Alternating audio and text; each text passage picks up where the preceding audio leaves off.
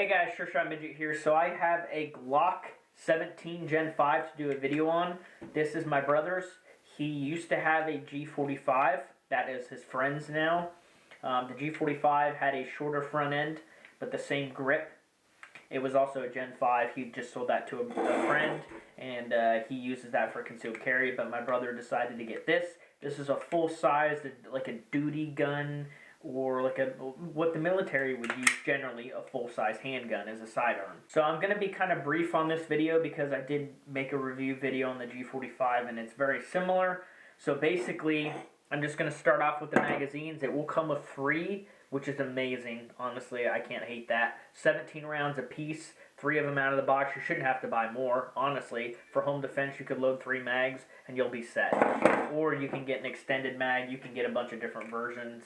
You can even get clear ones or smoked color, like aftermarket ones, so you can switch it up and do what you like.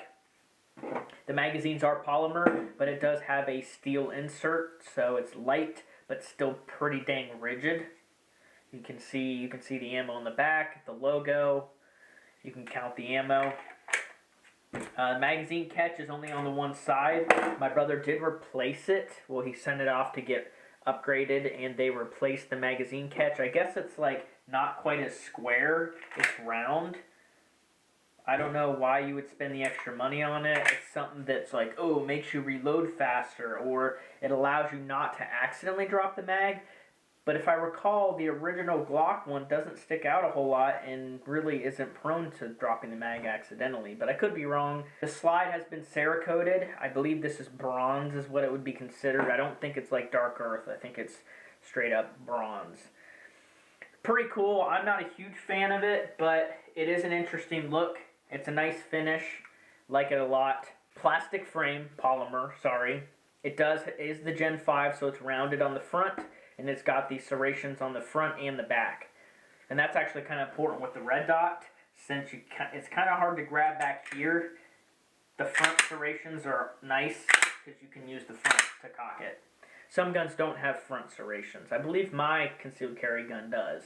It has some small ones up front. The magazines eject pretty dang good. Magazines are relatively cheap as well. Again, this is the full-size grip. So it fits the hand, and it's actually flared. The Gen 5s are flared, so you can actually get those mags in there really, really easily.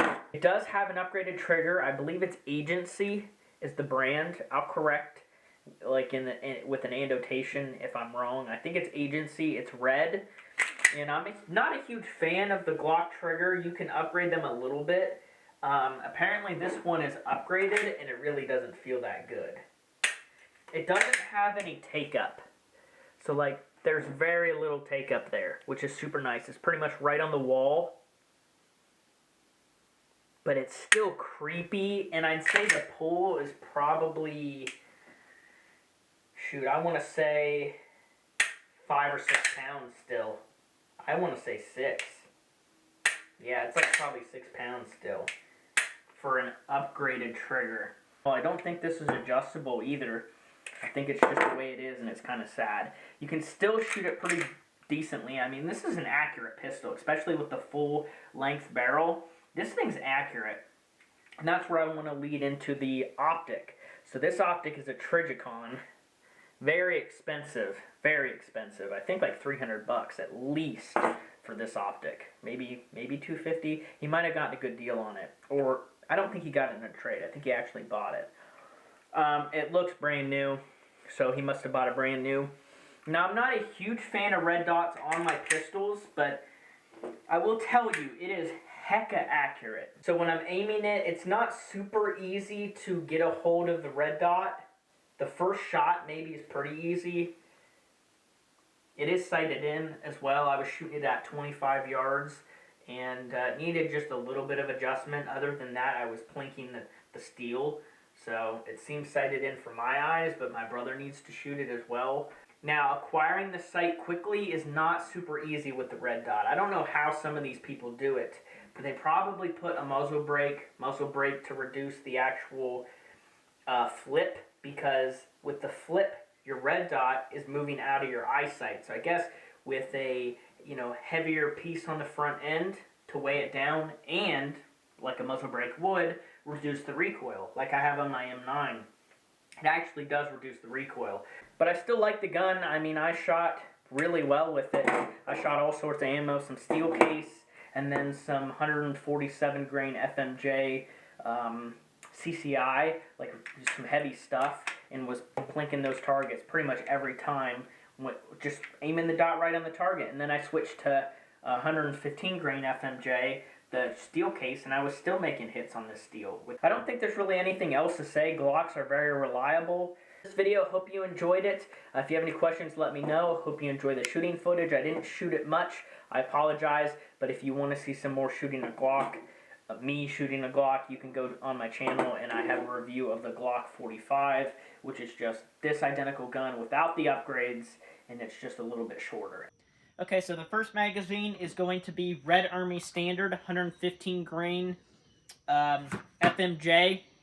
This stuff literally says Tula on the back of it. It's literally just Tula ammo.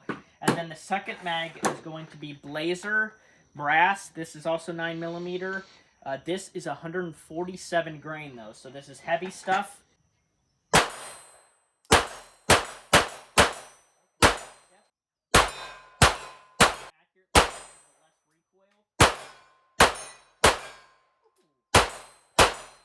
That's nice.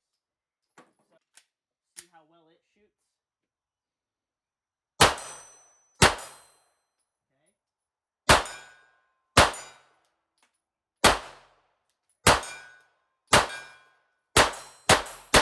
Seems pretty good. So I'm out here shooting the Glock. I am using Winchester White Box 115 grain round nose out of these two magazines, 17 rounds apiece.